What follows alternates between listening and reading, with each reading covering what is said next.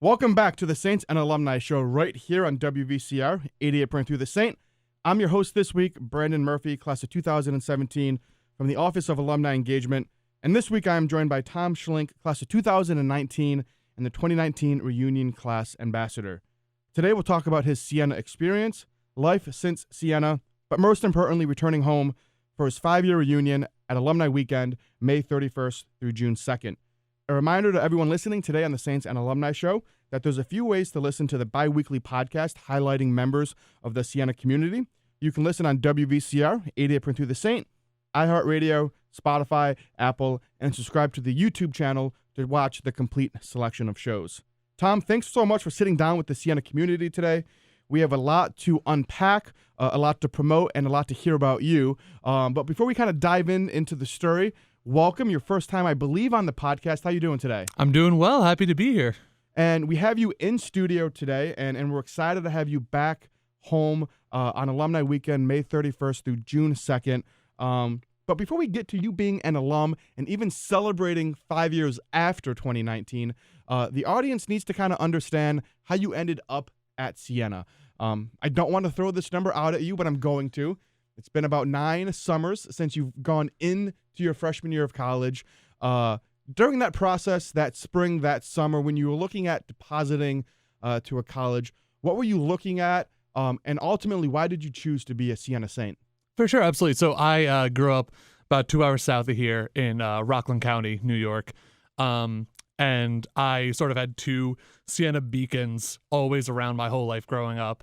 One of them being my great uncle, Joe Sheehan from the class of 73, and then his best friend, Father Kevin Mullen, from the class of 75. And as anyone who has ever met a Siena grad knows, Siena people love to talk about Siena. So it was always something that was kind of around growing up, always knew about it. But when I started looking at colleges, I really, I was looking at some majors that they really only had at like huge universities. So that's kind of what I was focused on. And sort of late in the process decided to switch to history. And all of a sudden then Siena became an option for me. And my uncle Joe was a huge role model for me growing up. We were very close. And I was kind of like, you know what, if this was a place for him, this could be a place for me. So started looking at Siena, kind of as the story often goes, visited campus, fell in love with it immediately, really fell in love with that sort of small school community feel and how, close-knit everything was and how focused on the students everything was. And kind of had it in my mind that, I really, this was the place for me. But unfortunately, in December of my senior year of high school, my uncle was diagnosed with cancer and just a few weeks later passed away. And so it's one of my few regrets in life is not being able to tell him directly hey, I'm going to Siena, but I think he knew. So it kind of made it all good. And we know that that legacy does live on within your family. And you talked about in the beginning of your answer needing to be on campus to know, right? You get that feel once you get onto campus and the magic that Siena has. And the enrollment marketing team does a fantastic job in the fall and spring designing these unique days for these incoming students looking at attending Siena. So you eventually did attend a couple of times, whether that be open houses, accepted student days, design your own days in the spring. And, for me, I didn't really need to do that. It was designed for me. I had a twin that went to Siena, and I knew we were going to live together. But I'm curious about your process. What exactly happens when you attend one of those design your student days, and did you hit it off with anybody that you still know nowadays? Yeah, absolutely. So I'll never forget it. It was an accepted students day in February. It was, I think, my second or third time on campus, and it was before a panel started. We were sitting in the chapel. It was me sitting next to this kid, Matt, and we talked about the Brooklyn Nets for about 3 minutes before the panel started, and then rest of the day went on, and as we were leaving, we were like, hey, we'll just exchange phone numbers. It was a good chat, and we'll sort of keep in touch. And as we got closer to housing selection, things like that, we were like, you know what, let's live together freshman year, one step better than going in completely random. And we lived together all 4 years of of our time at Siena, and we still live together now. So me and my buddy Matt Slevin, we're basically brothers at this point, and kind of never know when you're going to make that connection. And Matt is also a reunion class ambassador. Ironically enough, I still live with my twin.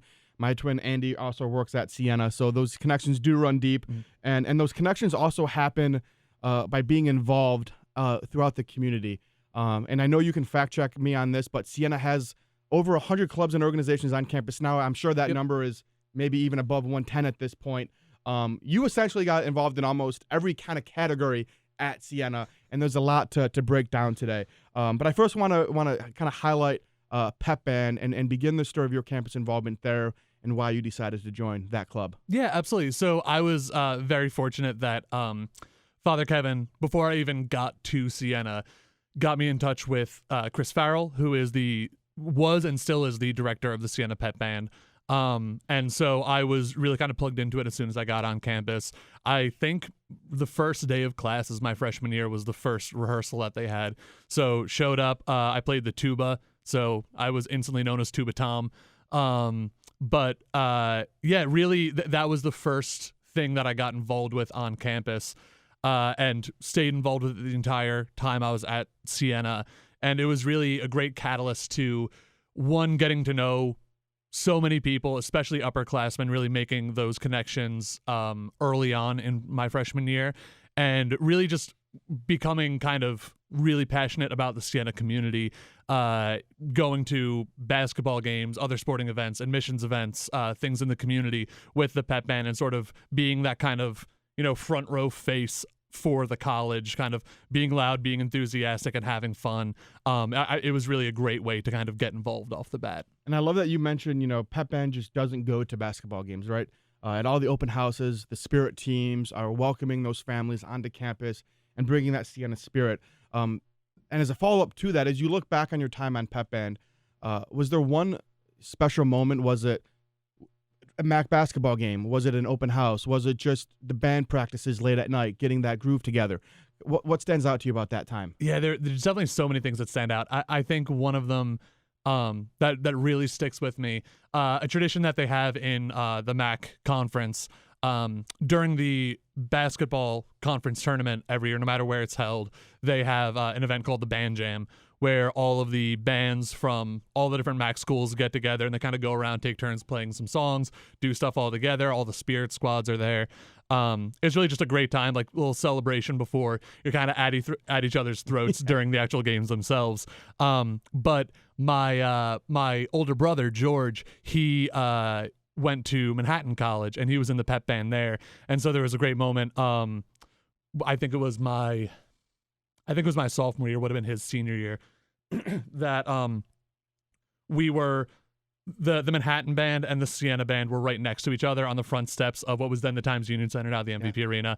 And he was playing guitar in the back of the band. I was playing tuba in the back of the band. We hadn't seen each other in a couple months, so it was a little family reunion as we were out there playing music. I got to meet some of his Manhattan friends. He got to meet some of the Siena folks. So it was kind of a good, big family moment. And we've got just about 5 minutes left in the first segment of today's show, and we kind of want to transition now into some of the community service-focused engagement that you did at Siena. And the first one, which is quite timely because it happened a few weeks ago, is Mr. Siena at Siena College. I believe Mr. Siena has been almost around for 20 years now. It's an incredible event here in the community. For those listening that are not affiliated with Siena or attended Siena but do not know what Mr. Siena is, can you first highlight what it is and what it does for the community, and then your involvement within Mr. Siena? For sure, absolutely. So Mr. Siena, like you said, I believe next year is going to be the 20th show. And it kind of no easy way to quickly describe it, but the simplest way to describe it is basically a male beauty pageant with none of the seriousness, but all of the kind of goofiness and fun. Basically every year there's 8 guys who, get together, learn sometimes for the first time how to dance. They, each have a talent that they perform. They have a skit that they perform all together, a couple different categories. But it's really just a big celebration of the Siena community, and the purpose behind it is to raise money for Habitat for Humanity. So it's one of the biggest fundraisers that students run on campus. This year, I believe we had around 600 students show up. We raised, I believe, it was close to $5,000 or $6,000 for Habitat for Humanity. And it's something that I got involved with my sophomore year at Siena. Two of my good friends, D and KJ, helped run the show, and I knew them through pep band, and they kind of like, for lack of a better term, bullied me into doing it. And I'm very grateful that they did, because I really got to know a lot of people through that. You really forged some close bonds just being goofy on stage with a bunch of other guys and the folks who are helping to run the show. And it was something that I did for the next couple of years of my time at Siena, and really sort of helped drive that community feel home. It's almost like you've been on this podcast. You keep hinting at a few things that we're going to highlight in the second segment. One of those being service trips that is linked with Habitat for Humanity and the Franciscan Center for Service and Advocacy. We're going to highlight most of that in the second segment. In the time that we have left in the first segment today, briefly just share your experience about being a Saint leader. What does that acronym mean at Siena? And why is that leadership role important for the incoming class? Sure, absolutely. So Saints are students assisting in new transitions. It is the name of our orientation leader program. And I think Siena does orientation better than almost any school I have ever seen. We have so many orientation leaders. I think this year we have I want to say it's either 75 or 85, which compared to the size of the class that we come in, it's a much higher ratio than a lot of other schools. And it's because we really want the incoming students to feel seen as individuals. And so as a Saint orientation leader, you come back a little early for training, you get to know the other Saints, you really, create those close bonds as a group. And then you move into orientation, where you're really that first point of contact for the new students who are coming to Siena to sort of start their journey here.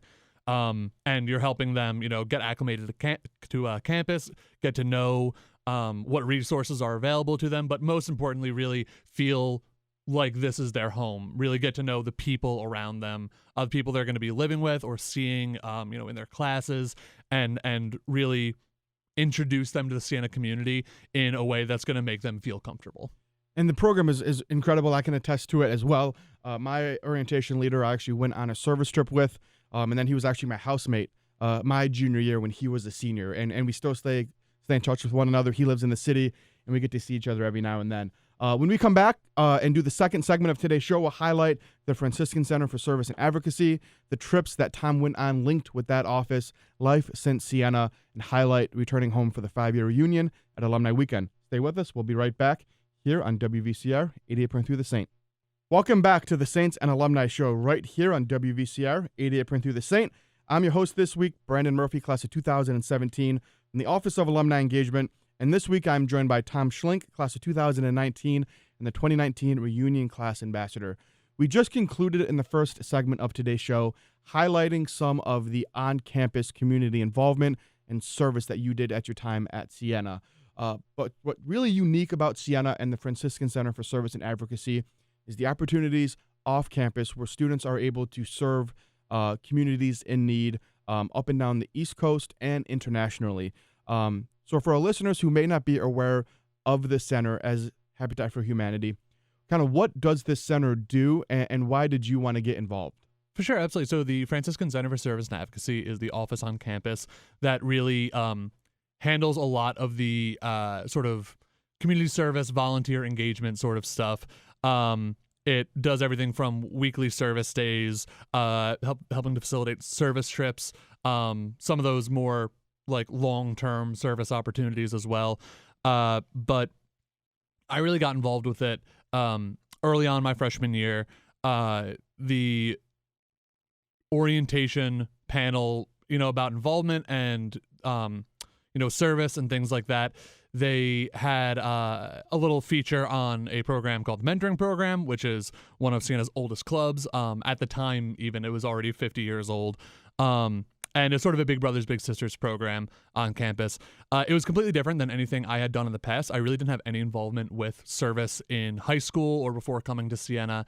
But one of my friends and I were like, hey, that sounds like that could be cool. Let's go check that out. So we went to the first meeting, and it really sort of got me locked into service and acted as sort of my entry point to a lot of activities that I'd be doing over the next 4 years. And I'm really curious on the process of a service trip. And I asked this next question because this radio show does air in that atrium of the SSU. There's students walking by all the time listening to this show, and they might hear this segment specifically, and this might pique their interest. Kind of, how does the planning process happen for a service trip, especially abroad? What is the funding like? Are you working with Siena people, or is there an outside consultant? Kind of, what's that process like to get abroad to Nicaragua or to Jamaica and actually do that service? Yeah, so it's an incredibly collaborative process. There's so many moving parts to it. A lot of the work is done by the folks over in the Franciscan Center for Surf and Advocacy in the Mission Office. So Judy Doherty, over the past, many years, has been doing an incredible job helping to facilitate these trips. But working with, if you're going international, with international programs, working with public safety on safety, working with outside groups, as far as facilitating the actual logistics of the travel themselves, working with travel agencies, working with the agencies on the ground that we'll be working with on site. And we have a lot of very long-standing, deep connections with agencies throughout the country and, in Latin America, the Caribbean. So we've really been lucky to have some really great experiences in those areas because of the generations that have come before us that have forged those relationships. And sort of one of our responsibilities as student leaders was to kind of keep that good relationship going. And everyone that we've met on any of these trips, really, they've been so welcoming. And, just trying to pay back some part of that is really what the trips are all about. And a lot of people may not know this, but the trips don't happen, say, during the semester specifically. They happen on breaks. A lot of times people go on vacation, spring break. They do a friend group summers out. But a lot of Siena students actually take that winter break or spring break and do that service. And one of your first trips was the Nicaragua trip. Can you talk a little bit about what you did while you were down there and the experiences that you took away from that time? Yeah, absolutely. So in Nicaragua, it was really a variety of different activities that we were doing down there. Our contact in Central America is Joe Connolly, who is also Siena grad. I cannot remember what year he graduated. I'm going to look it up because I do recognize the name. But he's great, and he's been down in Central America for well over a decade at this point. And so he has some great connections down there. And really, our time in Nicaragua was focused on it's called a service immersion trip because you kind of go into it with the understanding that you're not going to save any lives while you're down there. You're not going to change anyone's life while you're down there. What it is really is it's about encounter. It's about going down there and learning from the people who are welcoming you there and sort of knowing that you're not bringing any expertise and everything that you're doing there is almost just kind of paying rent for being there. So what we did on that front was kind of we helped out in English classes in a community center. We went up to a rural mountain village in the north of the country to help paint a school. We helped out with a coffee harvest that was going on. Sort of a lot of different things that allowed for opportunity to meet people and talk to people and learn their stories. And that was really the incredible impact of the whole thing, was meeting people who, you otherwise really would never have the opportunity to speak to, who live in a completely different country, completely different culture, but finding those things that that they can teach you and that, you can share, that's different, but then also those sort of human commonalities that ground you and sort of have that respect for each other and that sort of recognition of the humanity in other people. And you talk about the connections within the communities themselves, and one of them specifically being the Philly Soup Kitchen. We do have that Franciscan connection down there as well, and I'm really excited to hopefully work with student activities and the Franciscan Center in the future for the Alumni Club Day of Service for the Philly Alumni Club when the students are down there. When do the students go down there, and what do they do at the Philly Soup Kitchen? Yeah, sure. So the St. Francis Inn is a Franciscan soup kitchen in Kensington, Philadelphia. And the Siena has a long and storied history with the inn, which has been open since 1979. And Siena generally sends at least one, usually multiple trips down there any given year. Like you said earlier, it's over breaks. We'll try to do one over winter break. We'll try to do one over spring break. We've gotten down there over the summer sometimes, over the long weekends that we get. It's really been great to see how much students are, they go down there or they have friends that go down there, and then word spreads and they're excited about it. So like a lot of the trips that we've done have really been initiated by students, like, hey, we have this long weekend, we want to go down there. It seems like a really cool experience. But it's really just a great place where, again, talking about that recognition of the human dignity, the way that soup kitchen runs is restaurant style. So unlike some soup kitchens where people will go through, like a cafeteria with a tray and they put things on their tray and then they go and sit down and eat by themselves, the inn is run like a restaurant. So people are greeted at the door by a maitre d'. They're sat at a table, and then they have a server for the day that comes and brings them their food, brings them dessert, asks them if they need anything. Kind of, we want you to sit down, get off your feet, have a moment to just sort of rest inside. And it really is a Philly staple. It has such a close connection with Siena that a lot of our students who go down there, they really... It makes the sort of Franciscan spirit something tangible for them, and changes their lives. And I can speak from experience; it definitely did for me as well. And I think you still go down there as an employee of the college, For right? sure, absolutely. Wonderful. And we've got just about 6 minutes left in today's show. I'm going to pocket this next question. There's two questions. I'm going to pocket into one, and that's because you've had so many community experiences and met so many people. I can imagine you have some pretty amazing relationships with Siena community members. Is there one or two that you want to highlight today that our audience should be aware of that was impactful for you? Yeah, absolutely. Two that sort of jump out. One of them I already sort of touched on, but Judy Doherty from the Franciscan Center, who is actually retiring at the end of this year. She was instrumental to really making Siena feel like home for me. Because, she sort of opened the door to these service opportunities, which really made me realize how special Siena was, and helped me grow a lot as a person, sort of change the trajectory of my life. So I'm forever grateful to Judy for everything that she's done for myself and so many others in the community. And then the other one is Father Dennis Tamburello, who truly is Mr. Siena himself. I say that not only because he hosts the Mr. Siena show every year, but the guy's been here forever. He's so ingrained in the community. Generations and generations of saints know him and love him. And I've been really lucky to be able to spend a lot of time with him, both as a student, having him as a professor, going on service trips with him, and now as an employee of the college, having him as a colleague and friend, and being able to, see him at meals. He still comes with us on some of our trips down to Philly, and being able to sort of see the impact that he continues to have on the current generation and undoubtedly future generations of saints is really something special. And I want to know the exact number of the Siena weddings that Father Dennis has done. Oh my gosh, it's triple digits. It's every time we do the vow renewal ceremony at Alumni Weekend, everybody wants Father Dennis to do the vow renewal. And we've got just about 4 minutes left in today's show. And I want to now pivot to Alumni Weekend. And you're in this really unique position as a reunion class ambassador, because you're employed by Siena.